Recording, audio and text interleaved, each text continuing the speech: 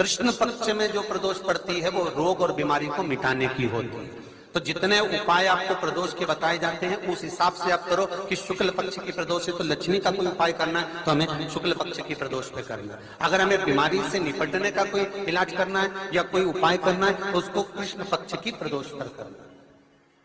मान लो अगर कहीं आप कोई नौकरी के लिए अप्लाई कर रहे हो तो जैसा माता उमा ने प्रदोष काल में प्रदोष के समय पर प्रदोष काल के अंतर्गत बेलपत्री का स्मरण किया है, वो बेलपत्र का स्मरण अगर संसार का मनुष्य कर लेता है तो महाराज ब्रह्मवृत्ता पुराण कहती है कि उस जीव का ऐसा कोई कार्य नहीं जो सफल नहीं हो।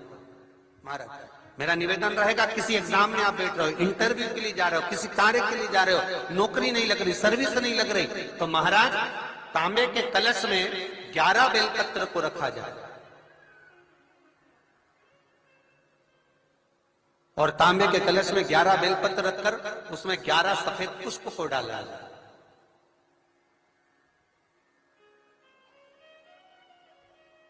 लाल चंदन घिसकर कटोरी में लेकर जाइए।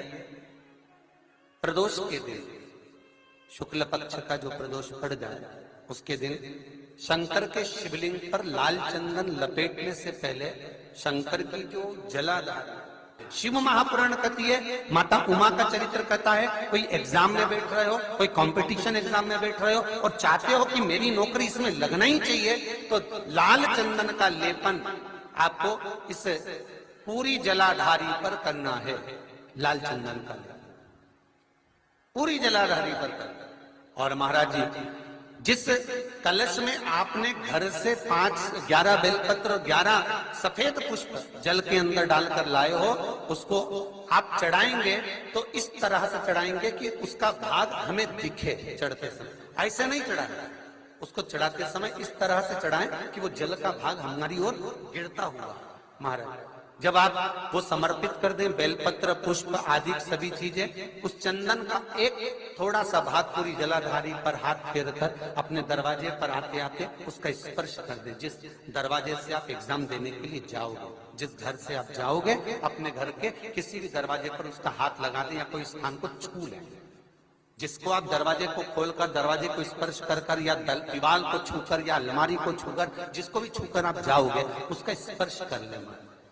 फिर आपको कुछ नहीं करना है, उमा और महेश ही सब कुछ करेंगे जो उनको करना है। सब साथ में कहा कि जब धन कम हो, संपदा कम हो, व्यापार नहीं चल रहा हो, बहुत कष्ट बहुत तकलीफ की जिंदगी निकल रही है,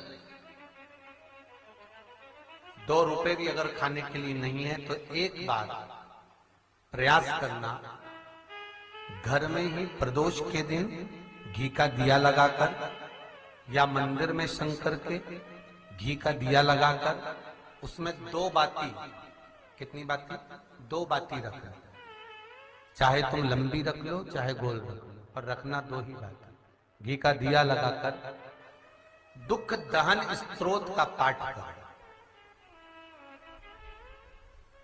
दारिद्र दुख दहन स्तोत्र का पाठ बाजार में किताब मिल जाएगी, नहीं मिले तो मोबाइल पर सर्च कर लेना, उसमें निकाल लेना। महापुराण पर अगर पहली प्रदोष पर आपने अगर घी का दिया लगाकर आसन लगाकर शंकर के सम्मुख में प्रदोष के दिन प्रदोष काल में शिव की पूजन कर दारिद्र दुख दहन स्तोत्र का पाठ चालू कर दिया तो विश्वास रखना कि 5 प्रदोष तक तो बाबा खुद करुणा कर देगा। आपको मुड़कर नहीं देखना पड़ेगा।